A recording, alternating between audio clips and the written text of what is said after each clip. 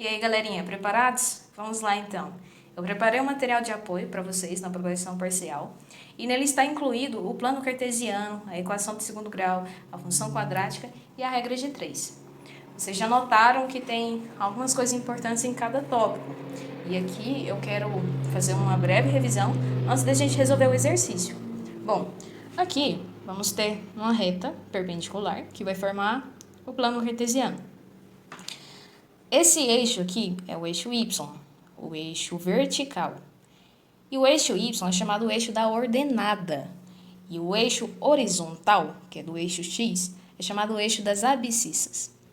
Uma coisa importante, em cada repartição desse plano, eu vou ter um quadrante. Lembrando que o sentido sempre vai ser o anti-horário. Ou seja, eu vou começar dessa parte para ir para os outros, sempre nesse sentido.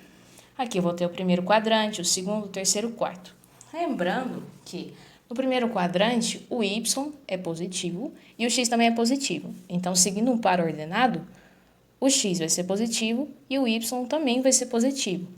No segundo quadrante, o X já é negativo e o Y continua positivo.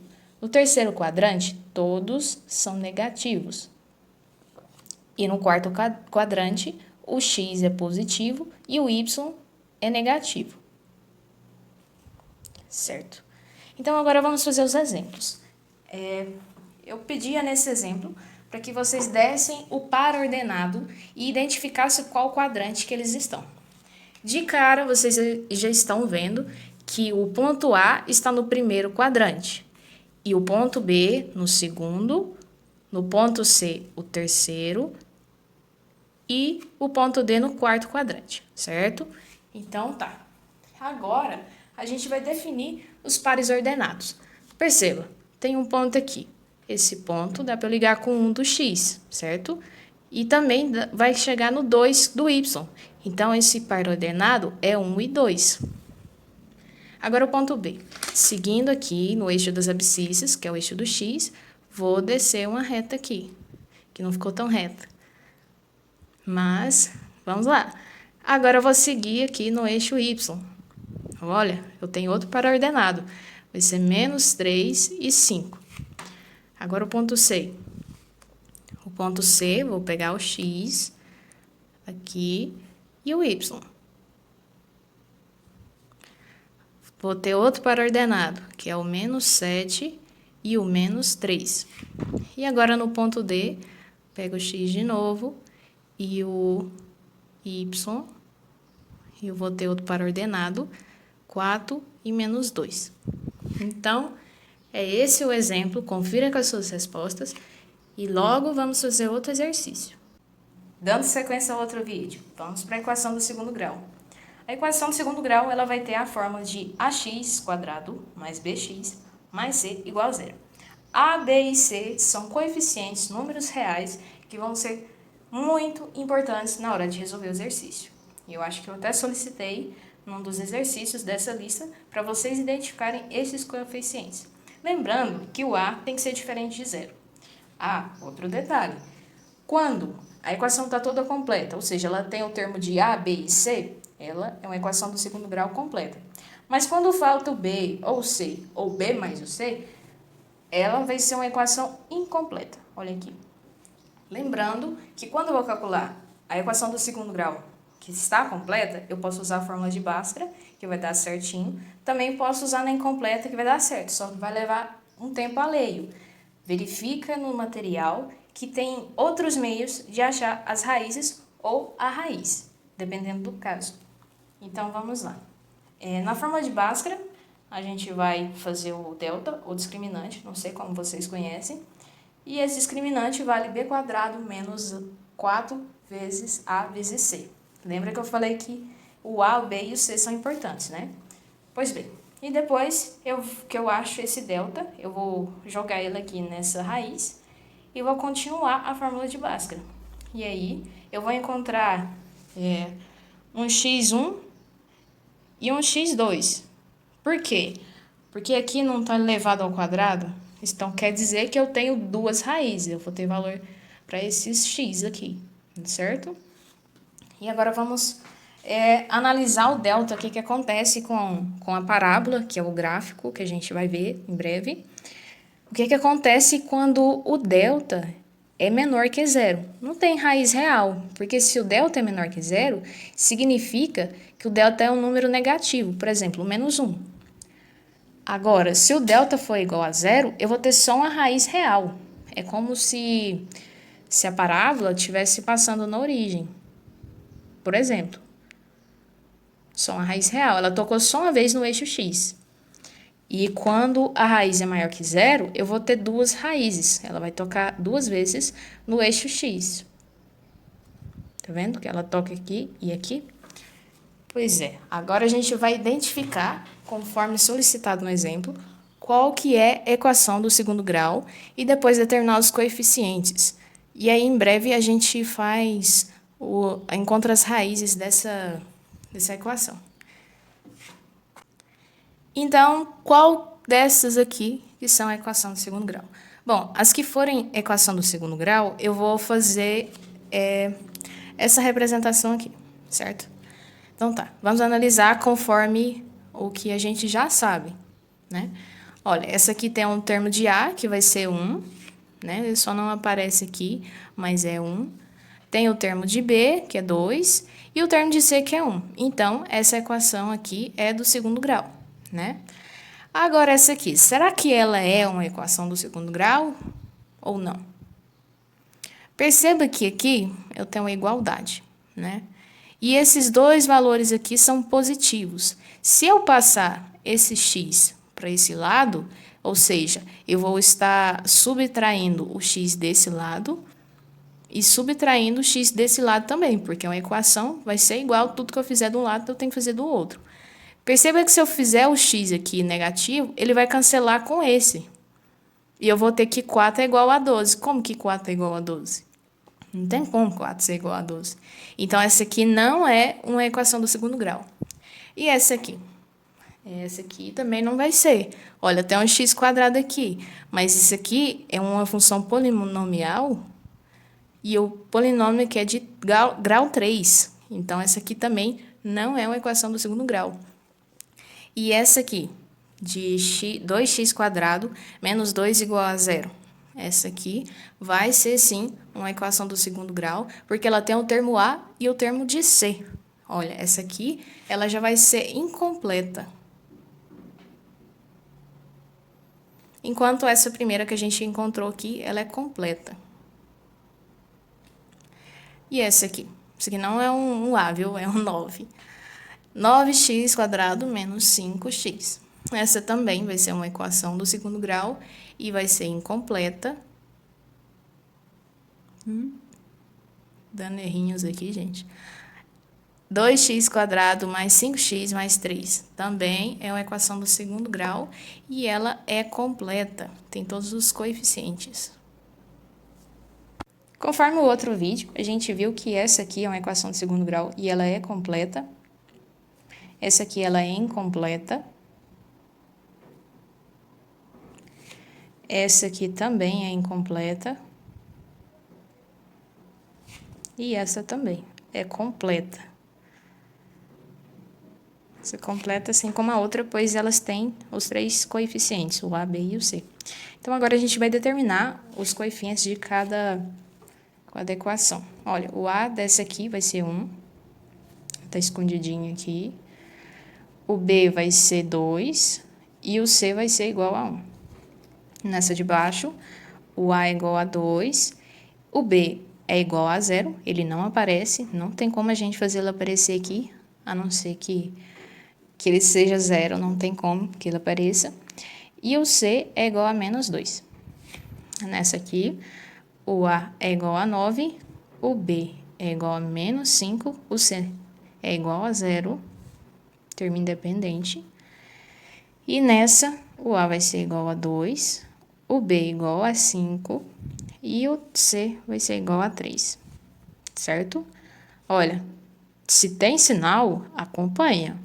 Não pode deixar o sinal lá na equação. Agora, vamos encontrar o delta e depois aplicar aqui na fórmula de Bhaskara para a gente encontrar as raízes.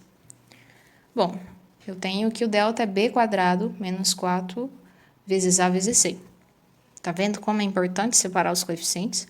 O b é 2, então vou colocar 2 ao quadrado menos 4 vezes a, 1, vezes c também é 1. O que vai dar esse resultado aqui?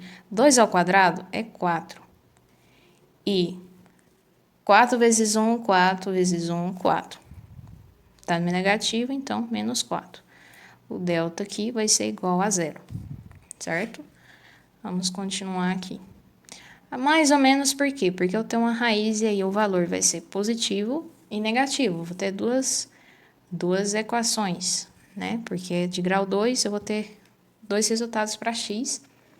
Ou é uma identidade, ou é uma positiva ou negativa, ou então ela não existe, a raiz.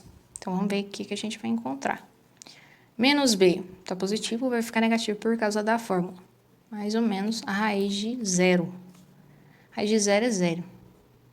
2 vezes a, 2 vezes 1. Menos 2, não faz diferença eu mexer com 0, dividido por 2. Menos 2 dividido por 2 vai dar menos 1. E a outra raiz vai dar a mesma coisa. Então, essa aqui é a raiz única. Agora, vamos fazer a outra. b ao quadrado, eu nem preciso fazer, porque é 0, então já vamos direto para o 4. Menos 4 vezes 1, vezes menos 2. 1 por quê? Achei que o a era 1, mas o a não é 1. O a é 2. Menos 4 vezes 2, menos 8. Menos 8 vezes menos 2, menos com menos mais. Delta vai ser igual a 8, né? Vezes 2, 16. Jogando na fórmula, menos b. Não tem o b, mais ou menos. Vamos fazer de mais primeiro.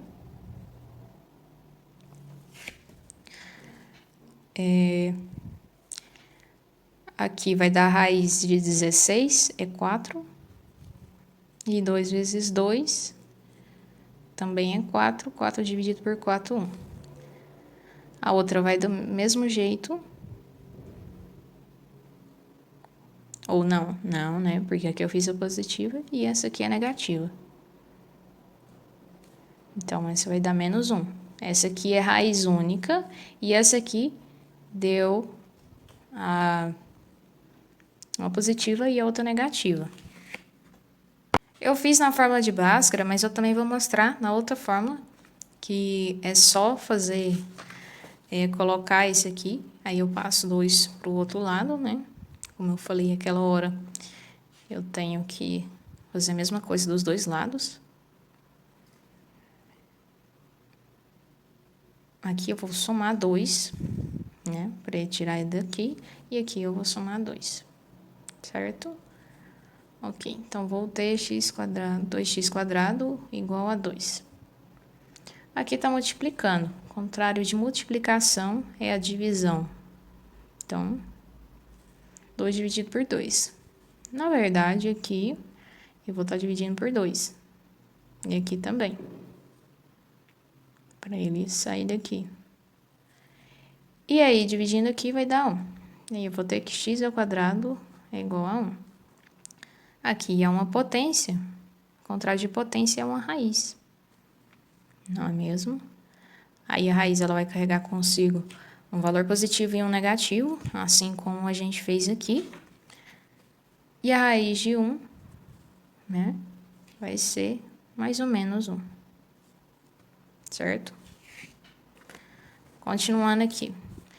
Aqui eu vou fazer pelo outro método, não vou usar o delta. Porque essa que eu já mostrei e deu certo, então vamos prosseguir. Aqui a gente vai fazer o quê? Vai colocar o x em evidência. Eu vou ter 9x menos 5, que é igual a 0, né? Aí, aqui eu tenho o x desse lado, eu quero passar para cá, que aí eu deixo numa equação de primeiro grau, que é a função afim. Então, eu vou multiplicar aqui por x. E aqui por 0. E aí, eu vou ter 9x menos 5, que é igual a 0. X é igual a mais 5 sobre 9. Aí eu vou ter uma raiz única. Nessa aqui já é a equação completa. Então, vou fazer o delta aqui. B ao quadrado menos 4 vezes A vezes C. 25 menos 4 vezes 2 vezes 3. 25 menos 4 vezes 2, 8. 8 vezes 3, 24.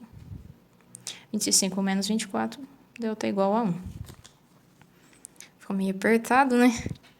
X menos B, mais ou menos a raiz de delta, que é 1. 2 vezes A, 4. Fazer a positiva primeiro. Menos 5 mais 1 sobre 4 é igual a menos 4 sobre 4, que é igual a menos 1. E essa segunda, agora usando o termo negativo, menos 5 menos 1 sobre 4. Tem menos 6 sobre 4. Certo? Agora que a gente já viu a equação do segundo grau, fica fácil falar da função quadrática. Mas agora a gente tem que lembrar que é função e que a equação agora já não é igual a zero. Ela é igual a y. É função, né? Em função de x, aqui o y. E o que é a função? Eu vou ter um x que vai levar a um y. Então, eu vou ter um domínio que tem uma imagem no contradomínio. E o y vai ser essa imagem. E o gráfico da função quadrática será uma parábola. E essa parábola, ela tem aplicabilidade naquela antena parabólica que a gente tem em casa. E aí, a partir do A, assim como na equação do segundo grau, o A tem que ser diferente de zero. Pode ser maior que zero ou menor que zero. Mas tem que ser diferente de zero. Porque se ele for igual a zero, eu vou ter uma função de primeiro grau. Que é essa aqui. Seria só essa parte aqui, bx mais c. E se o A for maior que zero, eu vou ter a concavidade para cima, que é esse caso aqui. Já até tinha anotado. E se o A for para baixo, eu vou ter essa concavidade aqui, voltada para baixo. E agora a gente tem que analisar quando que a gente vai ter raiz. Porque se é uma equação, uma função do segundo grau, eu vou ter, né, duas respostas ou mesmo a identidade. Pode ser uma que é positiva, outra negativa, ou apenas uma raiz ou nenhuma raiz. E isso o delta mostra pra gente quando isso acontece. Quando o delta é maior que zero, eu vou ter duas raízes. Quando o delta é igual a zero, eu vou ter apenas uma raiz. Perceba que nesse gráfico que eu fiz aqui, eu vou ter o delta igual a zero, porque está passando a origem. Eu não vou ter um termo de y aqui, porque se tivesse um termo de y, ela estaria subindo aqui, né? Que é onde ia cortar. Ou então ela ia estar mais para cá. Como que isso aqui não acontece, então eu vou ter só uma raiz que é uma vez tocando aqui no domínio, no eixo x. E quando o delta é menor que zero, eu não vou ter nenhuma raiz, que seria o caso aqui, né? Eu ter a parábola aqui no eixo y. Porque não vai tocar o domínio, vai tocar só o contradomínio, vai ter só uma imagem. E o que eu estava falando anteriormente é que se você tem dificuldade de saber maior ou menor, você corta aqui. Aí vai ter um 7 e aqui vai ter um 4. Obviamente, o 7 é maior que o 4. Então, fica fácil de você ver a diferença dos dois e não confundir mais.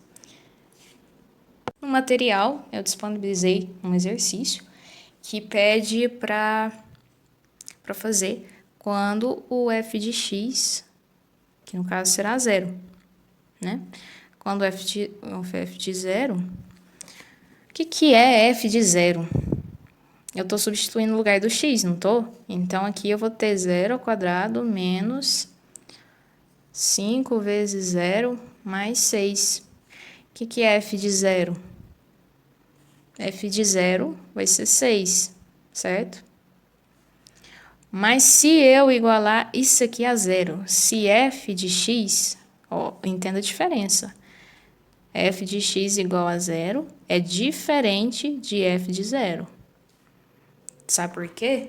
Porque, olha, se você coloca o f de x igual a zero, você vai ter x² menos 5x mais 6 igual a zero. E o que é isso aqui? Isso aqui é a equação do segundo grau, que você vai ter um delta e vai substituir na fórmula de Bhaskara e vai encontrar as suas raízes. E essa aqui vai ser uma equação completa, certo? Só relembrando algumas coisas. Então, vamos resolver quando o f de x é igual a zero, já que a gente resolveu que o f de zero é igual a 6. B, vamos só separar aqui, então, aqui embaixo mesmo, em que é A, B e C, para facilitar os nossos cálculos. O A aqui vai ser igual a 1, o B vai ser menos 5 e o 6 é o C. Então, vamos substituir aqui no delta. B², já vou fazer direto, viu? Menos 5, menos 4 vezes A é 1 e C é 6. Delta é igual a 25 menos 4 vezes 1, 4 vezes 6. 4 vezes 1, 4. 4 vezes 6, 24. 25 menos 24 é igual a 1. Então, aqui o delta ele é maior que 1, né? Delta maior que 1. Que a gente vai ter duas raízes, então. E quando eu vou resolver aqui no x, menos b, o b já é negativo, então vou menos com menos é mais, eu vou pôr o 5 direitinho aqui. A raiz de delta, que vai ser a raiz de 1, 2 vezes a, que é 2 vezes 1, e agora eu vou separar as duas raízes. Vou ter duas raízes. A primeira raiz vai ser 5 mais 1 dividido por 2. 5 mais 1, 7, divide por 2. E a segunda raiz vai ser 5 menos 1 dividido por 2, que é igual a 4 divide por 2, x2 é igual a 2. Agora, construir o gráfico. Bom, 7 dividido por 2 é 3,5. Então, aqui, eu já fiz a marcação no gráfico para ficar mais fácil. Aqui eu tenho esse 6. Esse 6 vai ser onde vai cortar no y. E é o coeficiente linear. Então, a parábola vai ter que cortar por aqui. Aí, eu tenho a raiz aqui que é 2 e 3,5. Todas as duas raízes são positivas. Então, vamos lá. Passando aqui no 6. Eu vou ter essa parábola com cavidade para cima, porque o A é maior que zero. O delta é maior que zero, certo? Agora, para encerrar, vou falar da regra de 3. E aí, a gente sabe que tem a regra de 3 simples e a composta. A simples é quando tem duas grandezas. E a composta é quando tem mais de duas grandezas. Na simples ou na composta, você vai ter 3 valores. E aí, a partir desses 3 valores, você encontra o quarto. Entendido? E aí, não podemos esquecer que tem as proporcionalidades das grandezas. Então, ela pode ser diretamente proporcional ou inversamente proporcional. O que é isso? Enquanto a grandeza está aumentando, a outra também deve de aumentar. Se ela não aumentar, então ela vai ser inversamente proporcional. Se as duas aumentam ao mesmo tempo, ela é diretamente proporcional. E se um aumenta e a outra reduz, então ela é inversamente proporcional. Agora, vamos fazer os exemplos que eu deixei na lista do material de apoio, né? Então, vamos lá. Na letra A, ele fala que tem 7 pedreiros, certo? E esses 7 pedreiros, eles constroem uma casa grande em 80 dias. Então, vamos aqui. A nossa grandeza será os pedreiros e os dias. Então, aqui é uma regra de 3 simples, porque ela usa duas grandezas. Agora, a gente tem que ver se ela é diretamente ou indiretamente proporcional. Aí, ele fala aqui quantos dias que ia gastar se tivesse só 5 pedreiros. Então, vamos lá. Aqui, os pedreiros diminuíram, certo? Mas se os pedreiros diminuem, os dias vão aumentar. Então, aqui ela vai ser inversamente proporcional, porque aqui diminuiu e aqui aumentou. Se isso acontece, então a gente tem que alterar essa posição aqui do 7 e do 5, ou então do 80 e do x. Como eu já ia escrevendo o 7, vou alterar a outra aqui. Aqui a gente vai multiplicar os meios pelos extremos, que é o famoso multiplica-se cruzado, para a gente encontrar, né, a quantidade de dias se fossem 5 pedreiros. Então, vamos lá. 5x é igual 7 vezes 80. 7 vezes 00. 7 vezes 8, 56. X é igual 560 dividido por 5. X é igual 5 dividido por 5, 1. 6 dividido por 5, 1, sobra 1. Se vai sobrar 1, então vai ficar 10. Só fazer aqui no rascunho para vocês acompanharem o raciocínio.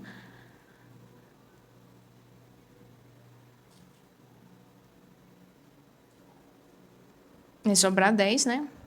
E aí, quando é 10, 2 vezes 5, 10.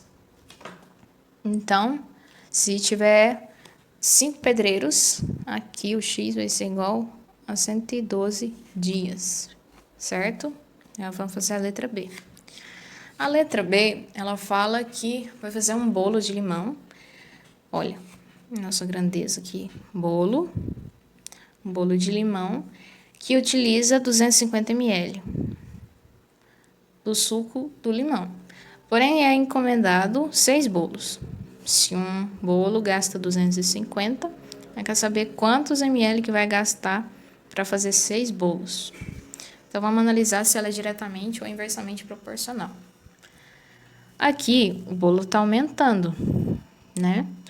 Então, vou gastar maior quantidade de suco. Então, essa aqui ela é diretamente proporcional e também é uma regra de 3 simples, porque ela está usando apenas 2 grandezas. Vamos fazer a conta aqui, só multiplicar cruzado. X vezes 1 e 6 vezes 250. 6 vezes 250, 6 vezes 0, 0. 6 vezes 5, 30. 6 vezes 2, 12, com 3.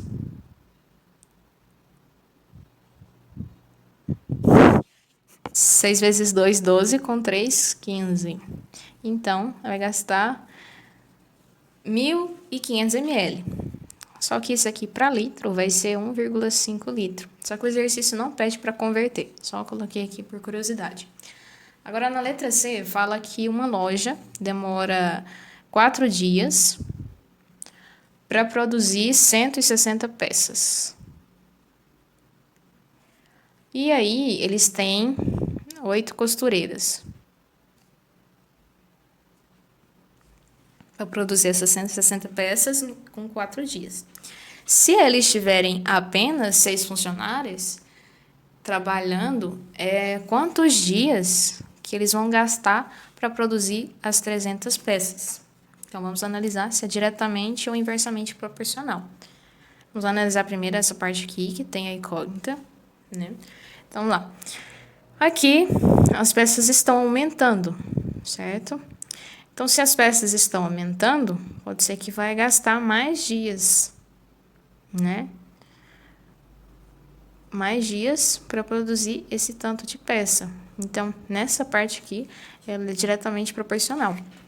Agora, analisar daqui para cá. Essa aqui, as peças aumentaram, certo? Mas as costureiras diminuíram. Então, o trabalho é bem maior e tem menos mão de obra. Então, aqui, ela está reduzindo. Então, daqui para cá, ela é inversamente proporcional, certo? E como a gente tem 3 grandezas, que são os dias, as peças e as costureiras, essa aqui vai ser uma regra de 3 composta. E tem uma parte dela que é inversamente proporcional. Sendo que ela é inversamente proporcional, mas no quesito dessas duas aqui, em relação a essas aqui, a gente vai fazer a multiplicação inversa. Mas, então, vamos fazer primeiro a multiplicação desse com esse, né? Vai ser 300 vezes 8. Aqui tinha, no caso, mudar para multiplicar assim direto, que é assim que faz, mas eu vou fazer direto a continha. 0 e 24, 2.400. E aqui, 160 vezes 6. 0, 6 e 6, 36 sobre 3. 6 vezes 1, 6 com 3, 9. 960. Então, eu vou ter aqui 4x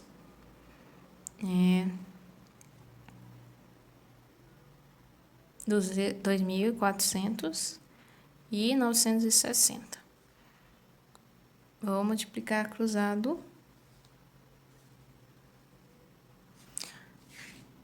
Mas aqui, como ela vai ser inversamente proporcional, aí eu vou fazer a troca, né? Vou inverter esse aqui com esse. 4, 9, 160, 2.400 x. Certo. Multiplicando aqui, vou ter 960x, que é igual, fazendo um rascunho aqui nesse cantinho, 2.400 vezes 4. 4 vezes 4, 16, vai 1, 4 vezes 2, 8, com 1, 9. 9.600. X é igual a 9.600 dividido por 960. Corto com 0. Vai sobrar 96 com 96 vai dar 1. E mais esse 0 aqui vai dar 10. Só para conferir aqui com vocês. 960 dividido por 96. 96 com 96 vai dar 1. 0, desce o 0. 0. Show? 10 dias que eles vão gastar. Apenas 6 costureiras. Então é isso, pessoal. Muito obrigada e até a próxima. Se tiverem dúvida, é só chamar.